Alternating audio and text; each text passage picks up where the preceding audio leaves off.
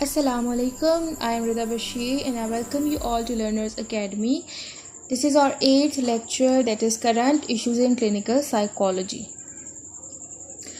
तो जैसे जैसे क्लिनिकल साइकोलॉजी की फील्ड ग्रू करती गई तो नंबर ऑफ़ प्रैक्टिशनर भी इंक्रीज़ होते गए, बट जैसे जैसे नंबर ऑफ़ प्रैक्टिशनर इंक्रीज़ होता गया तो उनके प्रोफेशनल कॉम्पिटेंसी का इशू अराइज़ हुआ कि कैसे पता लगाया जाए कि कौन सा साइकोलॉजिस्ट वेल ट्रेंड है और कौन सा साइकोलॉजिस्ट वेल ट्रेंड नहीं है।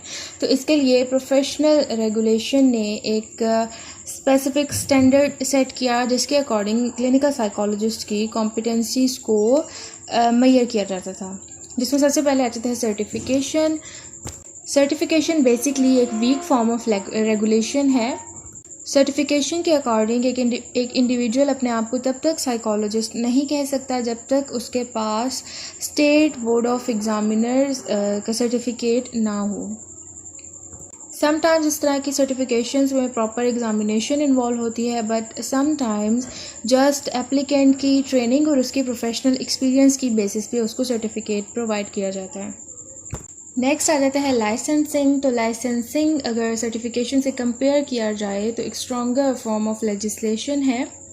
लाइसेंसिंग ना सिर्फ साइकोलॉजिस्ट की नेचर और उसकी ट्रेनिंग को स्पेसिफाई करती है, बल्कि ये भी स्पेसिफाई करती है कि कौन कौन सी ऐसी प्रोफेशनल एक्टिविटीज़ हैं जो कि पब्लिक को ऑफ़र की जा सकती हैं। इसके अलावा लाइसेंसर के लिए कुछ टिपिकल रिक्वायरमेंट्स हैं, जिनमें सबसे पहले आ जाती है एजुकेशन। तो लाइसेंसर के लिए प्रोफेशनल साइकोलॉजी में APA एक्रेडिटेड डॉक्टोरल डिग्री होनी चाहिए। इसके अलावा 1 से 2 साल का पोस्ट डॉक्टोरल क्लिनिकल एक्सपीरियंस होना चाहिए, supervised post doctoral clinical experience होना चाहिए। इसके अलावा एग्जामिनेशंस आ जाती हैं। तो लाइसेंसर कैंडिडेट के लिए ये मस्ट है कि उसने प्रोफेशनल प्रैक्टिस इन साइकोलॉजी का एग्ज़ाम पास किया हो। इसके अलावा कुछ स्टेट्स में या कुछ प्रोविंसेस में ओरल या ऐसे एग्ज़ामिनेशन भी ली जाती है। इसके बाद अगर एडमिनिस्ट्रेटिव रिक्वायरमेंट्स देखी जाएँ तो उसमें citizenship, as, evidence of good moral character वगैरह आ जाते हैं। नेक्स्ट आ जाती हैं स्पेशलिटीज़। तो लाइसेंसर के लिए ये मस्ट है कि साइकोलॉजिस्ट जिस फील्ड में कॉम्पिटेंट हो या जिस फील्ड में उसकी ट्रेनिंग एजुकेशनल बैकग्राउंड हो, उसी फील्ड में उसकी प्रैक्टिस भी हो। लाइसेंसिंग से रिलेटेड फिर कुछ इश्यूज़ भी अराइज़ हुए। कुछ लोगों ने ये इंसिस्ट किया कि लाइसेंसिंग स्टैंडर्ड्स तब तक इन्फोर्स नहीं करने चाहिए जब तक कि रिसर्च इस चीज़ को डिमॉन्स्ट्रेट ना करे। कुछ लोगों ने ये पॉइंट आउट किया कि सर्टिफिकेशन और लाइसेंसिंग किसी इंडिविजुअल की प्रोफेशनल कॉम्पिटेंसी को अंडरस्टैंड करने के लिए वैलिड मेजर्स नहीं है। कुछ लोगों ने ये सजेस्ट किया कि लाइसेंसिंग स्टैंडर्ड्स इस तरह से डिज़ाइन करने चाहिए कि उसमें लेवल ऑफ कॉम्पिटेंस के बजाय इस चीज़ को इंश्योर करना चाहिए कि पब्लिक को हार्म ना पहुंचाया जाए। देन लाइसेंसिंग इश्यूज़ को रिजॉल्व करने के लिए 1947 में American board of examiners in professional psychology establish की गई थी, जिसमें डिफरेंट फील्ड्स ऑफ साइकोलॉजी से रिलेटेड सर्टिफिकेशंस प्रोवाइड की जाती थी और ओरल एग्ज़ामिनेशन एडमिनिस्टर की जाती थी।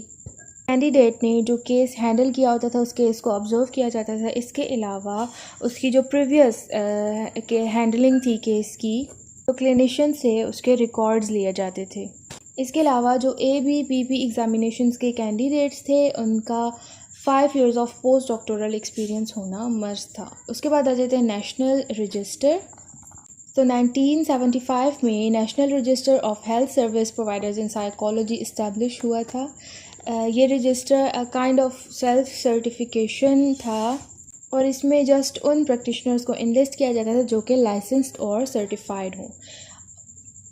उसके बाद हेल्थ केयर मैनेजमेंट से रिलेटेड डिफरेंट इश्यूज़ आए, क्योंकि मैनेज्ड हेल्थ केयर सिस्टम के अंदर जो इंडिविजुअल की हेल्थ केयर से रिलेटेड डिसीजंस थी वो या तो वो कंपनीज़ लेती थी जो कि हेल्थ केयर सर्विसेज प्रोवाइड कर रही होती थी या फिर डिफरेंट इंश्योरेंस कंपनीज़ लेती थी। इसके अलावा जो स्टार्ट में फिजिशियंस सब पेशेंट्स को ट्रीट करते थे, इसके अलावा जो भी डायग्नोस्टिक या ट्रीटमेंट अप्रोच यूज़ करनी होती थी वो भी फिजिशियंस डिसाइड करते थे। तो 1970s में साइकोलॉजिस्ट ने ये इशू अराइज़ किया कि स्टेट लेजिस्लेचर एक लॉ पास करे that is freedom of choice, जिसके अकॉर्डिंग जो भी इंडिविजुअल लाइसेंस होल्डर होगा तो वो मेंटल हेल्थ फील्ड में अपनी सर्विसेज प्रोवाइड कर सके। बट फिजिशियंस ने ये आर्ग्यू किया कि जस्ट फिजिशियंस को ये अलाउ करना चाहिए कि वो पेशेंट्स को ट्रीट कर सकें। देन इन 1983 50 स्टेट्स में से 40 स्टेट्स ने इस लेजिस्लेशन को पास कर दिया था, जिसके अकॉर्डिंग साइकोलॉजिस्ट जो हैं वो साइकोलॉजिकल सर्विसेज प्रोवाइड कर सकते थे। उसके बाद एक फ़ी इशू अराइज हुआ क्योंकि जो हेल्थ केयर कंपनीज़ थी उन्होंने फ़ी इंक्रीज़ कर दी थी पेशेंट की, जो कि इंश्योरेंस कंपनीज़ के लिए एक्सेप्टेबल नहीं थी। तो फ़ी इशू को रिजॉल्व करने के लिए डायग्नोसिस रिलेटेड ग्रुप्स बनाए गए थे। इसमें new method of payment introduce करवाया गया था और इस प्लान के अकॉर्डिंग जो पेशेंट की पेमेंट की जाएगी इंश्योरेंस कंपनीज़ की तरफ से वो जस्ट पेशेंट के डायग्नोसिस की बेसिस पे होगी, उसकी ट्रीटमेंट के एक्चुअल कॉस्ट की बेसिस पे नहीं होगी। और अगर हॉस्पिटल्स पेशेंट्स को कोई एडिशनल सर्विसेज प्रोवाइड करेंगे तो उन सर्विसेज के लिए इंश्योरेंस कंपनीज़ पे नहीं करेंगी।